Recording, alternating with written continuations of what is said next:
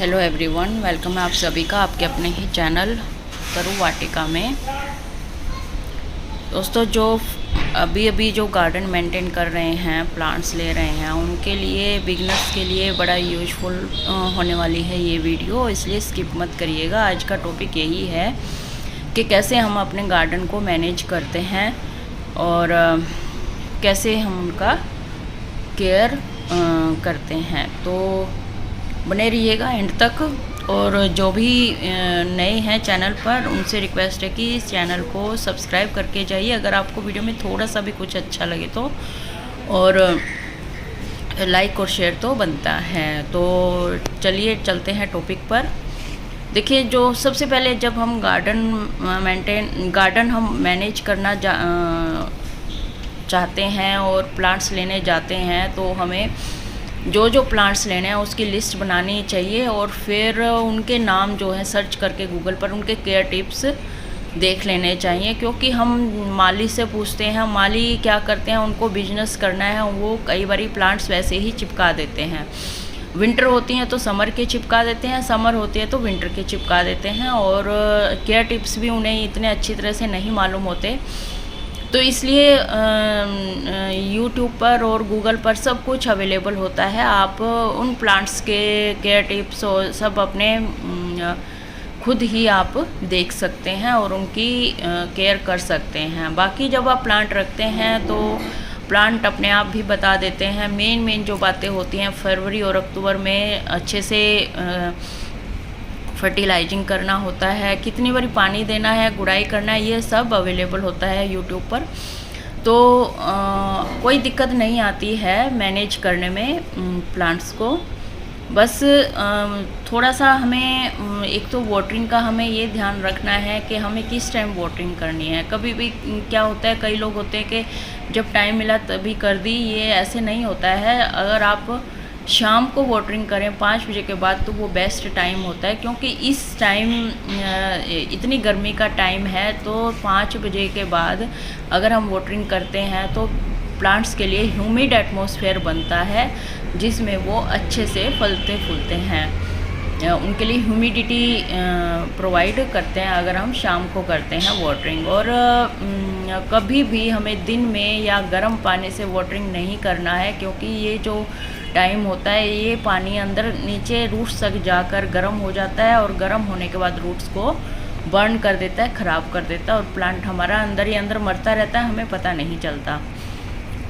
और दूसरा main factor होता है, हमेशा जो प्लांट्स होते हैं, हम डेकोरेशन के लिए प्लांट्स को एक प्लांट्स को अलग अलग रख देते हैं। जैसे उस कोने में रख दिया, एक को उस कोने में रख दिया, देखने में अच्छे लगते हैं, लेकिन प्लांट्स के लिए अच्छा नहीं होता है ये, क्योंकि अकेले अकेले वो लोनली फील करते हैं। ये भी एज ए ह्यूमन बीइंग होते हैं, बट बस ये बोल नहीं पाते, बाकी सारा कुछ बिल्कुल ह्यूमन बीइंग की तरह होता है। जैसे अगर हम ह्यूमन बीइंग में अगर हम किसी को अकेला छोड़ देते हैं तो वो खुश नहीं रह पाते, इसी तरह प्लांट्स में होता है।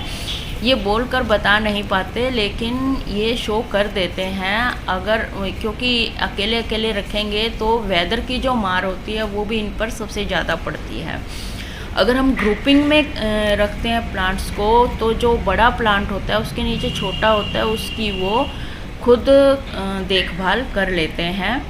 अगर ज़्यादा धूप आती है तो छन छन के धूप आएगी अगर हम ग्रुपिंग में रखते हैं छोटे प्लांट्स पर, और ठंड में भी डायरेक्ट फ्रोस्ट के कांटेक्ट में वो नहीं आते छोटे प्लांट्स, इसलिए ग्रुपिंग में रखना बहुत ही अच्छा होता है। जैसे स्टेयर केस होता है, उसी तरह ही हमें प्लांट्स को रखना चाहिए। पहले छोटे प्लांट, फिर उससे हाइट में बड़े, फिर उससे लास्ट में हाइट में सबसे बड़े, ऐसे हमें प्लांट्स अरेंज करने चाहिए। और जब भी हम प्लांट लेने जाते हैं हमें ये ध्यान रखना चाहिए, अगर समर है तो हमें समर से रिलेटेड परमानेंट प्लांट रखने चाहिए, लेने चाहिए नर्सरी जाकर। अगर कई बार क्या होता है, ऐसा टाइम होता है जैसे मार्च का टाइम होता है, तो खुद कुछ मार्च अप्रैल का टाइम होता है, तो कुछ विंटर प्लांट्स भी अवेलेबल होते हैं, ख़त्म नहीं होते हैं नर्सरी पर, तो हम उनसे अट्रैक्ट होकर हम उनको भी ले आते हैं, जबकि उनका सीजन 15-20 दिन ही बाकी बचा होता है। तो ये जो टाइम होता है अक्टूबर का और मार्च अप्रैल का। इसमें क्या है, हमें पीछे वाले सीजन के भी प्लांट मिल जाते हैं और समर के तो आए नहीं होते बल्कि मार्च अप्रैल में, और वो हमें मिल जाते हैं विंटर के। तो हमें इस बात का ध्यान रखना है कि हमें विंटर वाले नहीं लेना है उस टाइम में, क्योंकि उन पर पैसे वेस्ट करे कोई फ़ायदा नहीं है। हमें समर के प्लांट चाहिए, हमें समर के ही लेने हैं, ठीक है। और अब आती है बारी फेवरेबल कंडीशन की, लोकेशन की। जब आप प्लांट को फेवरेबल लोकेशन या कंडीशन नहीं प्रोवाइड करेंगे तो वो फलेंगे फूलेंगे नहीं। देखिए, कोई अगर फुल सनलाइट का प्लांट है तो उसको फुल सनलाइट में ही रखना है, अगर वो शेड लविंग प्लांट है तो उसको शेड में ही रखना है। कई लोगों की शिकायत होती है कि हमारे प्लांट्स में फ्लावरिंग नहीं आ रही है। अगर आपने फ्लावरिंग प्लांट शेड में रख दिया तो उसमें ब्लूमिंग नहीं आएगी। मोस्टली जो फ्लावरिंग प्लांट है समर के, उनको सनलाइट में रखते हैं तभी उनमें ब्लूमिंग होती है, अदरवाइज उसमें ग्रीनरी ऐड होती रहती है। और तीसरा मेन पॉइंट ये है कि जो प्लांट्स होते हैं उनको ठंड से और गर्मियों से कैसे बचाना है। ये देखिए, जैसे बड़े प्लांट में मैंने ये ग्राउंड कवरिंग प्लांट लगा रखा है, ये लाइव मल्चिंग कहलाती है। ये देखिए, ये दिख रहा है ना, रियो प्लांट लगा रखा है। तो इससे एक तो वीड्स नहीं उगती और ऊपर से जो इसकी मिट्टी है वो एकदम नहीं सूखती है। अगर हम डेली पानी डालने वाला कोई प्लांट है ऐसा, तो उसमें आप एक दिन छोड़ के भी पानी डाल सकते हैं, मिट्टी जल्दी सूखती नहीं है। और ये तो लाइव मल्चिंग कहलाती है। और एक मल्चिंग होती है जो हम गर्मियों और सर्दियों में कर सकते हैं, वो लोग पेपर से भी करते हैं, छिलकों से भी करते हैं, वेजिटेबल या ड्राई फ्रूट्स और मूंगफली के छिलकों से भी मल्चिंग करते हैं। तो और स्टोन रख के भी कई लोग मल्चिंग करते हैं। इससे भी क्या होता है, एक तो वीड्स नहीं उगती, एक जो है डायरेक्ट फ्रोस्ट के और सनलाइट के कांटेक्ट में नहीं आती मिट्टी, तो वो उसका वेदर का जो असर है वो बहुत कम होता है। और अगर आपके पास स्पेस नहीं है इतना, तो ऐसे आप वर्टिकल कोई भी रैक या अलमीरा के ऊपर आप प्लांट को रख सकते हैं और इस तरह से भी प्लांट्स अरेंज कर सकते हैं। और बास्केट से भी आप यूज कर सकते हैं प्लांट्स को, बास्केट हैंग करके भी। और इसके अलावा ये देखिए, जैसे मैंने किया हुआ है बास्केट, हैंगिंग बास्केट यूज करके। और इसके अलावा कोई अगर मोस्टिक का प्लांट है तो आप मोस्टिक पर उसको चढ़ा सकते हैं ताकि उसके जो लीफ का साइज है वो बड़ा हो जाए। और अगर वो प्लांट ऊपर चढ़ाने का है, वाइन प्लांट है, तो आप उसको हैंग कर सकते हैं अच्छे से, ताकि उसकी जो ग्रोथ है वो अच्छे से हो और इधर उधर बिखरे ना, वो मतलब लटक जाता है प्लांट।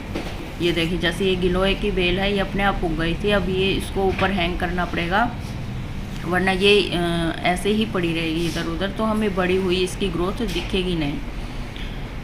तो कभी भी जब आप, वैसे तो ऑर्गेनिक यूज कीजिए स्प्रे वगैरह, लेकिन अगर केमिकल यूज भी करते हैं स्प्रे, तो ये जो टेम्परेचर है इस टाइम का, पीक टाइम में कभी भी समर में आपको केमिकल स्प्रे यूज नहीं करना है, क्योंकि इससे जो प्लांट है वो ख़त्म होने का डर रहता है। कोई भी पेस्टिसाइड्स आप यूज करते हैं तो उसको इवनिंग में ही यूज कीजिए, बजाय कि धूप के टाइम में या 11-12 बजे के टाइम में। तो आई होप, और हाँ, और एक मोस्ट जो इम्पोर्टेंट पॉइंट ये है, सरगर्मियों में जब भी आप वाटरिंग करते हैं तो सभी प्लांट्स को हमेशा शावरिंग करवाएं ताकि वो खुश रहें, उनकी जो डस्ट है वो साफ़ हो जाए, फोटोसिंथेसिस प्रोसेस अच्छे से चले और प्लांट्स को ठंडा लगे, और वो उनको अच्छे से, आपको जब सुबह होती है तो अच्छे खिले खिले वो आपको दिखाई दे। तो इसी के साथ ही वीडियो का एंड करते हैं। आई होप आपको वीडियो अच्छी लगी होगी। फिर से मिलते हैं नए अपडेट के साथ, तब तक के लिए गुड बाय, टेक केयर।